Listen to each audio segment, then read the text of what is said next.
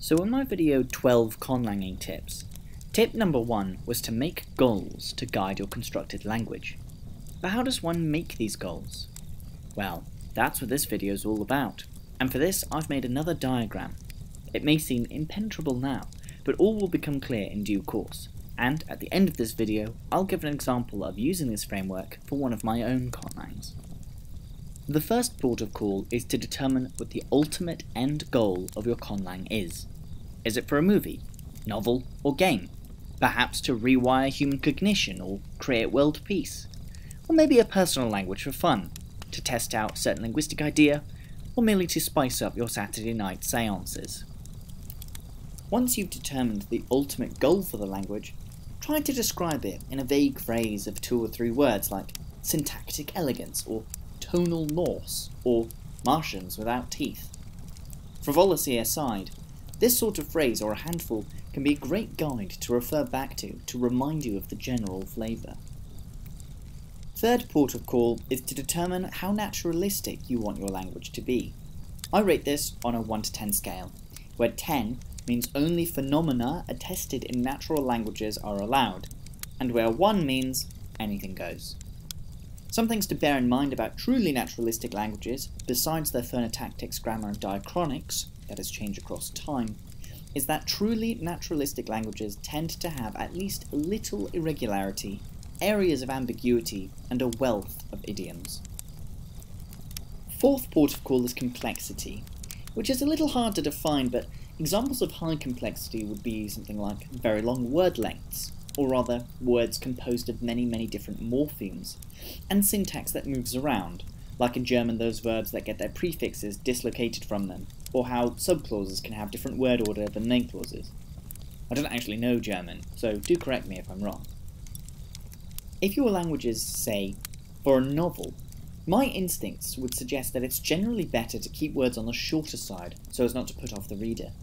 If you're making an auxiliary language, it's probably a good idea to keep complexity down as well, such as by not having relative clauses be treated differently depending on whether the relativized term is definite or not, looking at you, Arabic, nor having some adjectives come before and some after what they modify, French. But if neither of these are your goal, by all means be as complex as you like.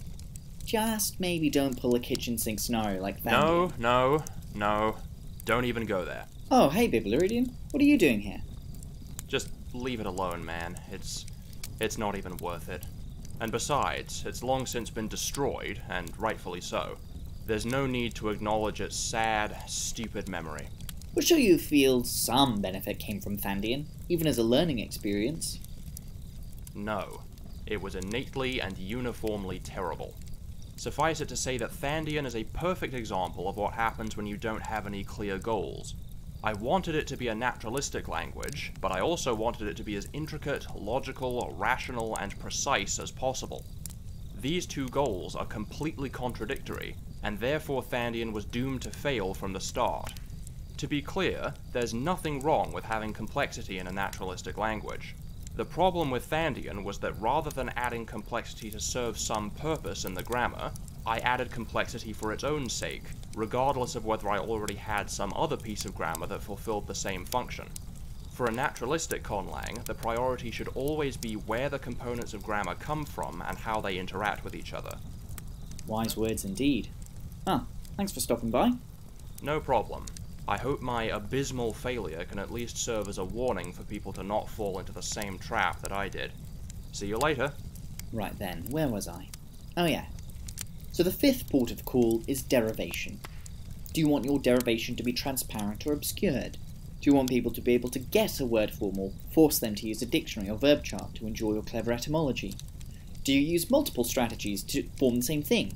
Like how in English one can make an agent of an action using suffixes as diverse as ist, ian, and ant, or 2 negating prefixes like un and in. The choice is yours. Our 6th and final port of call is deciding specifically what features you want to include in your language. I find it helpful to divide this into 3 categories: phonology, grammar, and culture.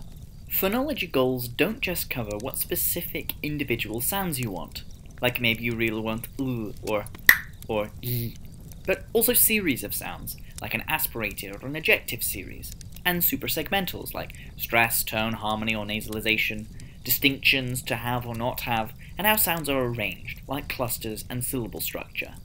I'll mention here that it's worth putting what you want into a hierarchy of preference, as some things might be mutually incompatible. This applies less so for phonology, and more so for grammar. One example off the top of my head is that having second position clitics and articles seems to be incompatible. Grammar goals might be having articles, or evidentiality, or widespread agreement structures, or differential object marking, or politeness registers, and so on.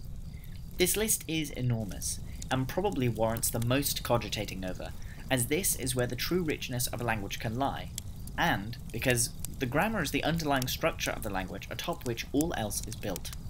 One does not build a house on a foundation of shifting sands.